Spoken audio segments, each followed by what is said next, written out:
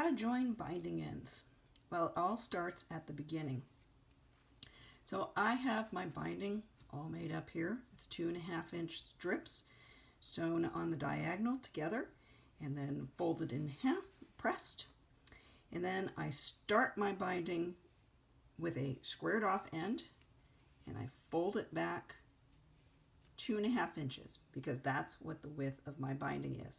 If I were using a 2.25 inch binding width, I would fold it back 2.25 inches.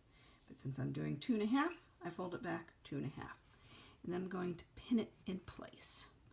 And that is where I'm going to have my start. And then I'm going to take it to the machine and start sewing.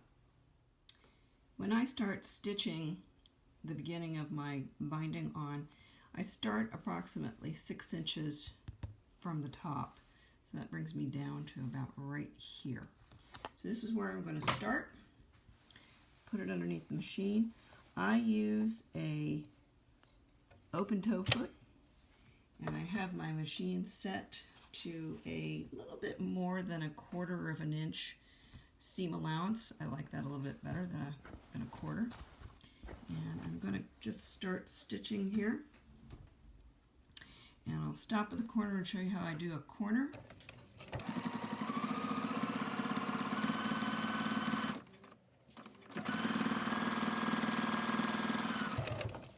When I get to the corner, I kind of judge where about 1/4 inch is from this edge. And I'll stop with my needle down. And I rotate the full 90 degrees.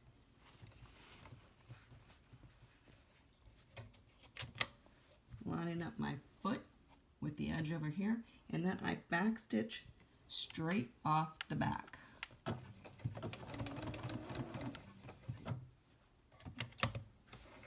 that out a little bit, make the diagonal 45-degree fold, fold it over again so that the fold is even along the top and the edge is even over here. Put it back underneath the machine and stitch.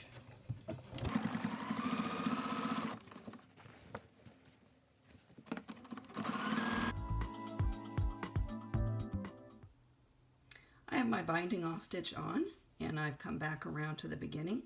So now is the time to try and join it up. I stop my stitching approximately 6 inches from the fold. And what I'm going to do is I'm going to lay this binding down nice and smooth against the quilt.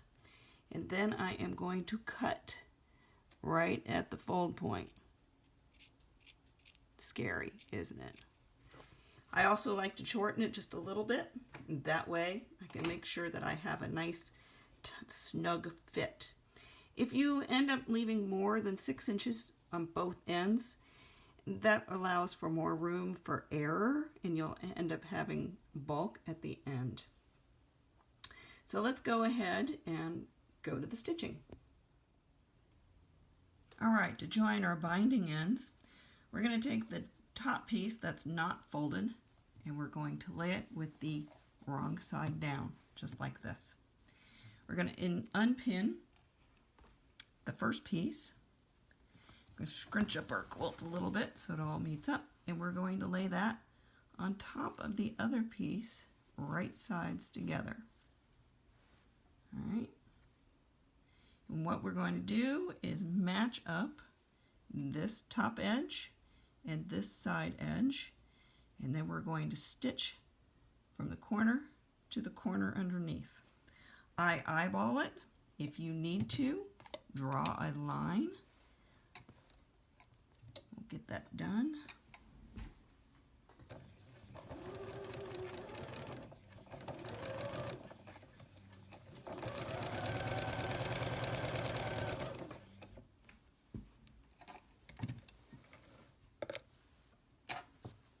Yep, hit it. Okay. Before we trim this little excess triangle fabric off, we're going to check the fit against our quilt. And that looks like that fits quite nicely. You can see that. And then we're going to go in. We're going to trim this, give it a 1/4 inch seam allowance.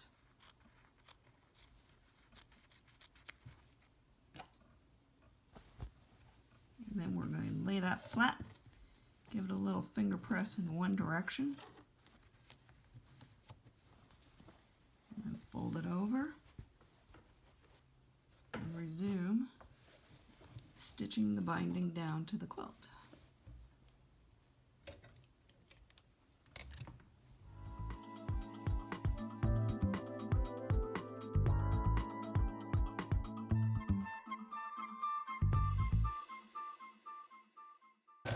Oh, got a wrinkle there. I wonder if it'll show on the other side. If it does, we'll just unstitch that. Past the line a little bit. Let's see what happened with that wrinkle. Ah, no wrinkle on the other side, so I'm not, there it is right there. I'm not going to worry about it. All right, and that's how you join binding ends.